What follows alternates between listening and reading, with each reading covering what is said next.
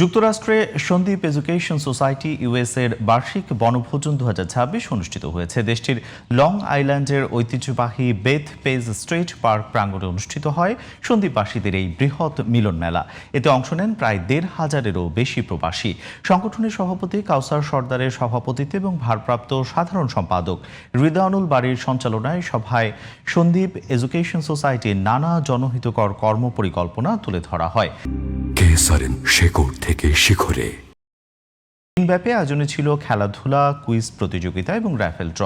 উপস্থিত ছিলেন বনভোজন কমিটির আহ্বায়ক মোশাররফ হোসেন মিয়া ও সদস্য সচিব মেহরাজ বাপ্পি, ট্রাস্টি বোর্ডের চেয়ারম্যান এমলাক হোসেন ফয়সল, দিদারুল আলম শাহাবুদ্দিন, সমন্বয়কারী মোহাম্মদ পারভেজ ও ইকবাল হায়দার সহ আরও অনেকে। সন্দীপ এডুকেশন সোসাইটি সুন্দর একটি বনভোজন হতে যাচ্ছে আপনাদেরকে নিয়ে, এবং আপনারা যারা আছেন আপনাদেরকে অসংখ্য ধন্যবাদ। এই কষ্ট করে এসেছেন, চেষ্টা করবো আপনাদেরকে সুন্দর ফুড সার্ভ করবো। এবং আজকে সন্দীপের একটা ঐতিহ্যবাহী সংগঠন সন্দীপ এডুকেশন সোসাইটি আজকে এখানে পিকনিকের আয়োজন করেছে। এটা বলা যেতে পারে একটা মিলন মেলা।